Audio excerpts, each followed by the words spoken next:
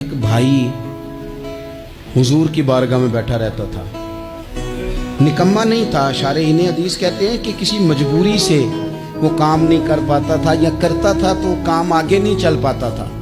ذہنی صلاحیت ہی شاید زیادہ نہیں تھی۔ یہ حدیث مشکات میں بھی موجود ہے، مستدرک للحاکم میں بھی موجود ہے۔ حضرت انس بن مالک رضی اللہ تعالیٰ عنہ فرماتے ہیں وہ حضور کی بارگاہ ناز میں بیٹھا رہتا تھا،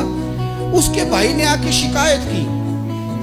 یا رسول اللہ صلی اللہ تعالیٰ علیہ وسلم، یہ کوئی کام ہی نہیں کرتا، کوئی محنت نہیں کرتا، کوئی جدوجہد نہیں کرتا، آگے نہیں بڑھتا، مجھے اس کی ضروریات کی کفالت کرنی پڑتی ہے، مجھے جدوجہد کرنی پڑتی ہے، مجھے اس کے معاملات کا خیال رکھنا پڑتا ہے، آپ اسے سمجھائیں۔ تو حضور نے بہت سارے لوگوں کو سمجھایا جو کام نہیں کرتے تھے۔ ہمیں سیاستہ میں وہ حدیث بھی ملتی ہے جس بندے کو نبی پاک صلی اللہ علیہ وسلم کہا تھا کہ تیرے پاس جو بھی گھر میں ہے لا، تو وہ پیالہ اور کمبل لائے تھے، حضور نے بیچ کے کہا تھا جا کلاڑا خرید کے لا اور لکڑیاں کاٹ کے تو بیچ کے اپنا اور اپنے گھر والوں کا پیٹ پال۔ یہ ساری باتیں اپنی جگہ پر یہاں نبی پاک نے ایک روحانی مسئلے کا حل بھی بتایا۔ اللہ کے محبوب علیہ السلام سے عرض کی حضور یہ یہیں بیٹھا رہتا ہے اور سارے ہی کام مجھے کرنے پڑتے ہیں۔ تو حضور نے نظر مبارک اٹھا کے بھائی کی جانب دیکھا جو بھائی کا شکوہ کر رہا تھا، تو کریم محبوب فرمانے لگے ہو سکتا ہے یہ جملے میرے محبوب کے ان کو کہیں لکھنا، ان کی مٹھاس دیکھو، ان کا حسن دیکھو، اور بھائیوں کی محبت کے بیج جو رسول پاک پیبند لگا رہے ہیں اور جوڑ رہے ہیں، اور جس انداز میں بھائی کو بھائی سے ملا رہے ہیں، اس لہجے کے حسن کی مٹھاس کو بھی ذرا چکھ کے دیکھو۔ حضور فرمانے لگے ہو سکتا ہے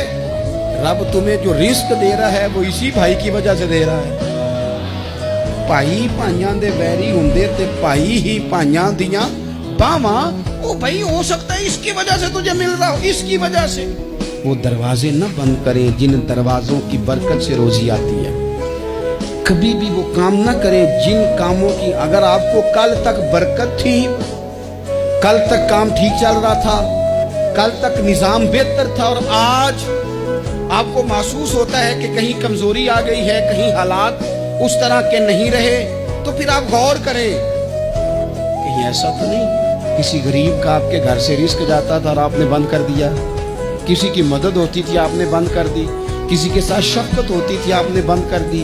کوئی شخص آپ کی وجہ سے تسلی میں تھا اور پھر آپ نے اسے تکلیف میں ڈال دیا۔ اللہ کے محبوب نے فرمایا تمہارے کمزوروں کی وجہ سے تمہیں رزق دیا جاتا ہے، تمہارے ضعیفوں کی وجہ سے تمہیں رزق دیا جاتا ہے۔ تم نے تو ایک بندہ یہ کہہ کے نکال دیا کہ جا تیری تنخواہ میں نہیں دے سکتا، لیکن کیا پتا کہ اس کی تنخواہ کی وجہ سے ہی باقی سارا کچھ بھی آتا ہو، کیا پتا کہ اسی کے سبب سے اللہ انعام فرماتا ہو۔ لہٰذا ان روحانی مسائل کا بھی تھوڑا سا خیال کریں۔